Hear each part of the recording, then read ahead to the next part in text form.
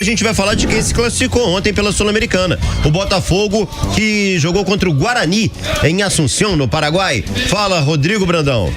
Azevedo, foi uma partida complicada, difícil. O Botafogo não conseguiu se impor, mas conseguiu segurar o 0-0 e garantiu classificação para as quartas de final da Copa Sul-Americana. O técnico Bruno Lage optou por escalar uma equipe mista, poupando 6 titulares que começaram no banco de reservas. Alguns deles entraram, outros não e foram poupados. O time até começou bem a partida, se impondo, mas acabou permitindo a reação do Guarani, que se aproveitou dos erros técnicos do Botafogo, principalmente dos erros de passes. Foram muitos passes errados, inclusive desperdiçando contra-ataques importantes a favor, com esses erros no fundamento de passe, que poderiam ter gerado gol e dado uma tranquilidade maior ao time. Mas não, o Botafogo errou muito e ainda viu o Guarani se recuperar na partida, criar chances, colocar inclusive uma bola na trave e fazer com que o goleiro Gatito Fernandes trabalhasse durante o jogo. Não fossem as defesas, principalmente no segundo tempo,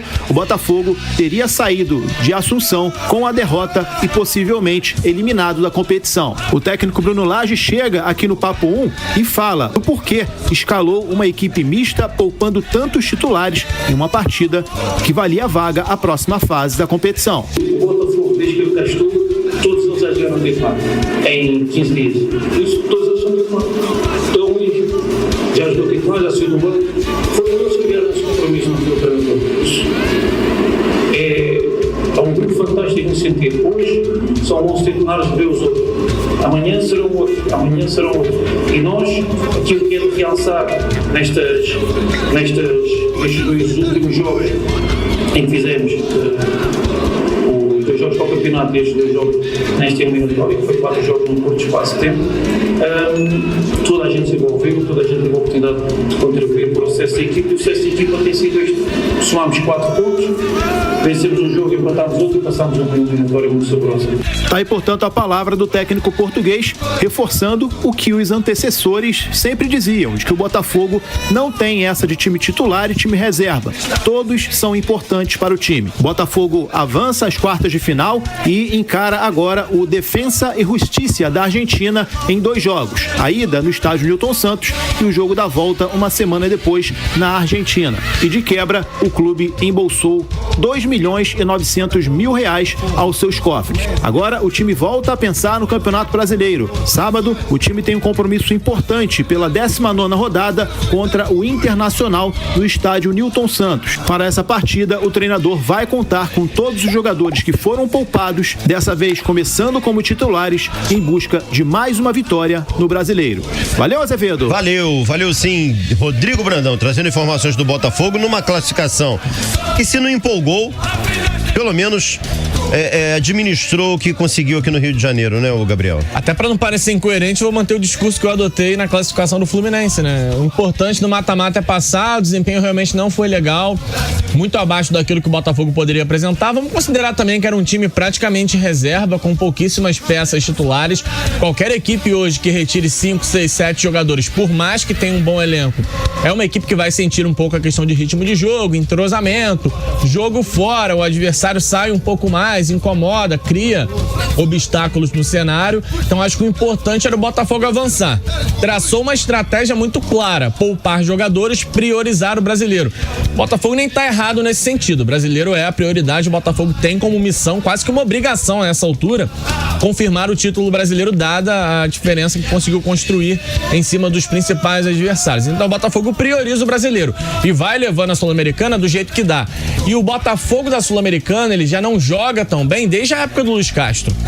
Não é uma coisa do Bruno Lage. O Botafogo na Sul-Americana sempre oscilou. Teve um grupo fácil na primeira fase, empatou demais, passou em segundo lugar, teve que disputar playoff antes da fase oitavas de final. Então é um Botafogo que sempre levou a Sul-Americana. Assim, vamos lá, vamos ver o que acontece. E nesse vamos ver o que acontece, o Botafogo está entre os 8 melhores times da competição, chegou na fase quartas de final.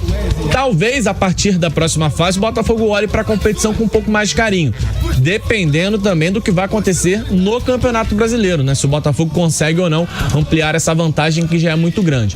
Então me preocupa um pouco a questão do desempenho, mas o principal era avançar e isso o Botafogo conseguiu. Bom, a rapaziada tá chegando junto com a gente aqui no chat do YouTube. O Ricardo Augusto. Bom programa a todos. Obrigado, Ricardo. O Botafogo fez uma sula até aqui, assumindo riscos possíveis. Para a próxima fase, se estiver com uma boa vantagem no BR-23, no Brasileirão, podemos pensar em usar força máxima. É o que você acabou de falar, né, Gabriel? É isso, o Botafogo, de repente, nem sei, cara, se contra o Defensa e Justiça, o Botafogo já vai. Ele tá perguntando exatamente atenção. Isso. O que você acha nesse jogo contra o Defensa? Porque, assim, esse jogo ele já é agora em agosto. Os 2 jogos, né? Já acontecem em agosto. Teremos aí cerca de mais 3 rodadas de Campeonato Brasileiro até que esse confronto contra a equipe argentina na Sul-Americana seja definido. Ou seja, o cenário do brasileiro não deve se alterar tanto após essas 3 rodadas. Então, acho que o Botafogo seguirá priorizando muito a Série A. Agora, já falei sobre isso ontem. Daqui a alguns meses, daqui a algumas semanas, né, o Botafogo conseguir manter essa situação no Brasileiro com o menor número de rodadas para o fim do campeonato, pode ser que o Botafogo resolva, então, priorizar a Sul-Americana já na reta final. É claramente isso, Azevedo. O Botafogo entende que dá para correr riscos na Sul-Americana. Porque, vamos ser bem sinceros aqui, se o Botafogo for eliminado da Sul-Americana, não vai ser nenhum fim de mundo e ainda vai abrir o benefício do calendário um pouco mais leve. Não tô dizendo que o Botafogo quer ser eliminado, gente, pelo amor de Deus. Não, ninguém quer. Todo mundo luta muito para se classificar. O Botafogo ontem pode ter apresentado um desempenho ruim, mas empenho não faltou. O Botafogo batalhou bastante, então demonstra que quer a competição. Mas o foco tá no Brasileiro. O Bruno Lage olhou pra semana e pensou: peraí, eu vou quarta-feira em Assunção encarar o Guarani. E tenho que voltar para no sábado estar no Rio de Janeiro enfrentando o Inter. O Internacional, um adversário de outro nível. E ele escolheu segurar jogadores e utilizar a força máxima no jogo contra a equipe gaúcha. Dá para entender que foi levando a Sul-Americana. De repente, quando tu vê, opa, tô na semifinal, tô na final, aí você prioriza, bota a força máxima e tenta ser campeão também. Olha aqui, galera, chegando junto também. Um abraço ao Rogério Monteiro, Aldir Moreira tá por aqui, o Franklin, o Márcio Benatti tá espetando aqui, ó. Eu disse dias atrás, Botafogo sem Tiquinho não é nada. O Botafogo também jogando sem o Tiquinho em muitos jogos da Sul-Americana, né? Mesmo antes da lesão. Vamos entender agora no Brasileiro como vai funcionar. O Anderson Farias tá aqui junto com a galera de Jequié na Bahia. Um abraço, rapaziada. O Aldir Moreira, estamos com quilômetros de distância dos demais na tabela do Brasileirão. Verdade. Diego Gonçalves, boa tarde, Bruno e Gabriel. Estamos juntos com o Papo de Craque 1. Se puder, mande um salve para a nossa querida Rio das Ostras. Hoje o dia está lindo aqui, abraços. Rio das Ostras com chuva já é bonita, né? E com um sol desse, um céu azul, fica mais lindo ainda. Um abraço para toda a galera de Rio das Ostras. Um abraço também ao Alexandre Alves, tá? Ô, Alexandre, eu não vou nem colocar essa situação aqui porque não tá no noticiário, então pode gerar até um debate que não tem nem motivo, né? Ele tá perguntando sobre um determinado jogador que seria encaixado no Botafogo.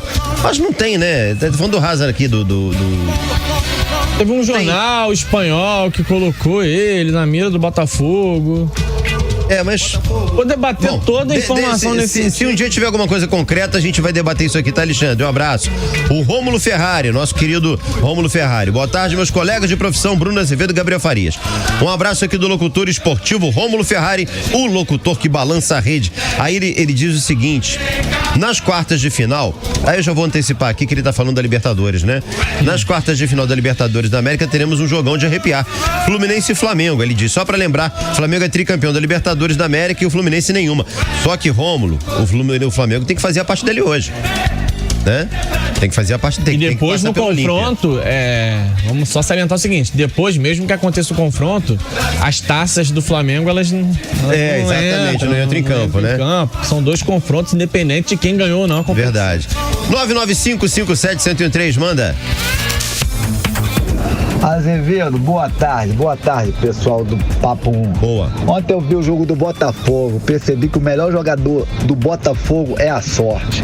Um dia que a sorte se machucar, a vaca cai da árvore. Júnior, taxista do Vidigal. Valeu, Júnior, um abraço a toda a galera do Vidigal, um abraço ao meu querido Bruno também, que lá no Vidigal, né, um cara nota 10, faz Uber, trabalha com Uber. Gabriel, tem sorte também? Sorte do Botafogo?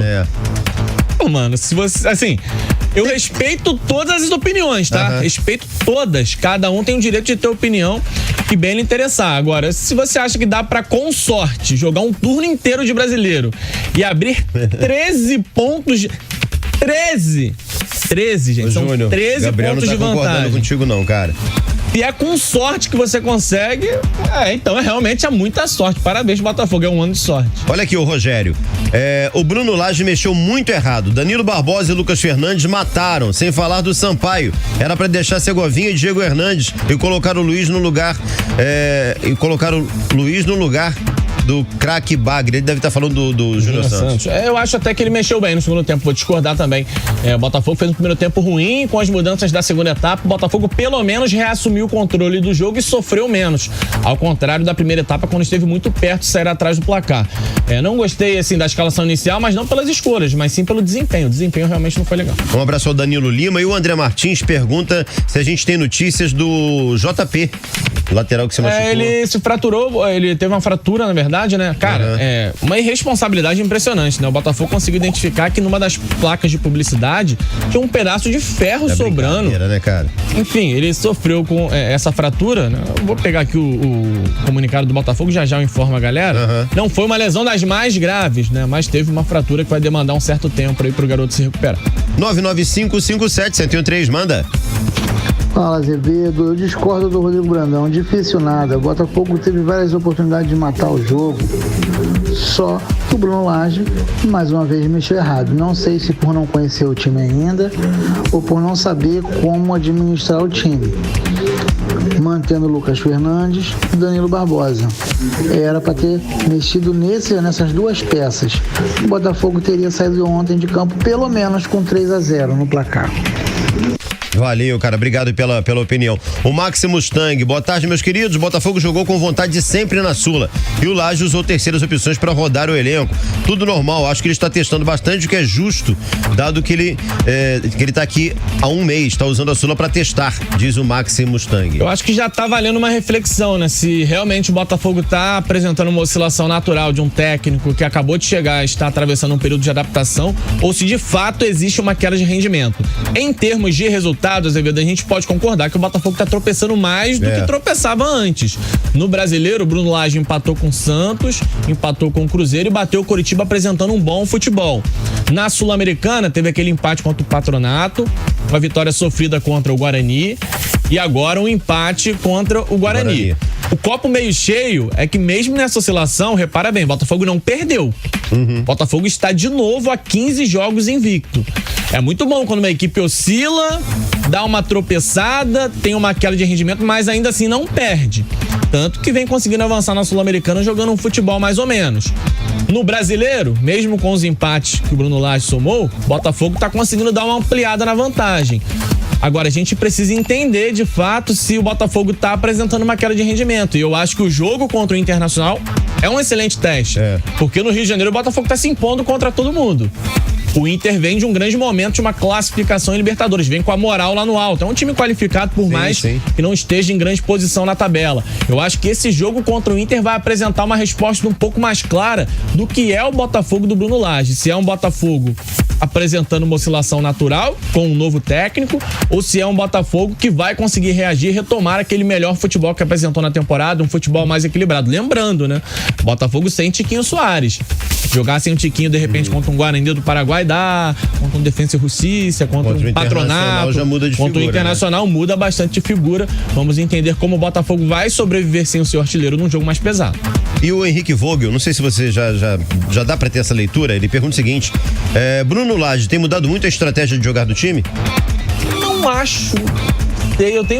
Eu gosto muito de acompanhar alguns bons profissionais que analisam futebol para tentar entender um pouco mais.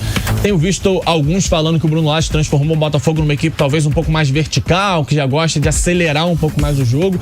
E eu confesso que ainda não consegui observar essa diferença toda do Botafogo do Bruno Lage pro Botafogo do Luiz Castro e do Cláudio Caçapa. Eu acho sim que ele tenta inserir algumas novidades na equipe, algumas dinâmicas que dizem respeito àquilo que ele gosta sobre o futebol. De repente sim, um jogo mais veloz, um jogo um pouco mais intenso, mas ainda não consigo observar toda essa diferença não, Zé Vitor. Fala, Rodrigo Brandão no Botafogo, manda aí. Cantarelli, o Botafogo está muito próximo de vender 2 dos seus principais jogadores dessa atual temporada. O goleiro Lucas Perry e o zagueiro Adrielson ao Lyon da França. Essa informação foi divulgada pelo portal UOL e, segundo consta, o Glorioso vai manter parte dos direitos econômicos dos 2 jogadores. Mas os torcedores do Botafogo podem ficar tranquilos. Os 2 jogadores só vão sair no final do ano, no final desta temporada. Ou seja, só devem se transferir para o Lyon no início de 2024. O Adrielson chegou a receber uma proposta oficial do Besiktas da Turquia de 4 milhões de euros. Proposta esta que foi recusada tanto pelo Botafogo quanto pelo próprio jogador. E o Lucas Perry vem recebendo sondagens de diversos clubes da Europa, inclusive da Itália e da Inglaterra. Segundo a informação, o John Textor, que também é dono do Lyon, ele chegou a um acordo com os agentes dos 2 jogadores, que são os mesmos. Nesse acordo, ele propôs que o Lyon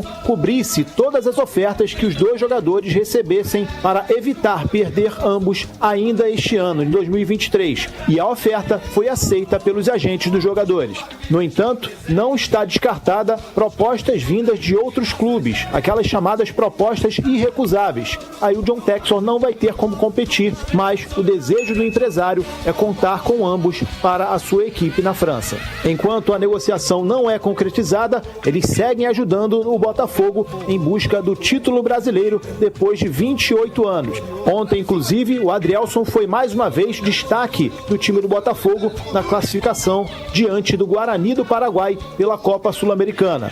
O Lucas Perry foi poupado, assistiu a partida do banco de reservas. Ele ainda sofre com as dores no joelho direito, no entanto, não é problema para o jogo contra o Internacional, sábado, no estádio Newton Santos, pelo Campeonato Brasileiro. Quem também foi muito bem na noite de ontem, provando estar recuperado da lesão no ombro, foi o atacante Luiz Henrique. Ele entrou no segundo tempo, teve uma boa participação, quase marca um gol de placa no segundo tempo e é mais um reforço, entre aspas, do técnico Bruno Lage para a partida diante do Internacional. Falando nessa partida, ingressos esgotados. Hoje, no começo da tarde, a assessoria do clube informou que não existem mais ingressos para essa partida. Isso faltando quase 3 dias para a realização desse confronto. Botafogo, mais uma vez, lotando o estádio Newton Santos. É a 4ª vez seguida que isso acontece em um jogo como mandante.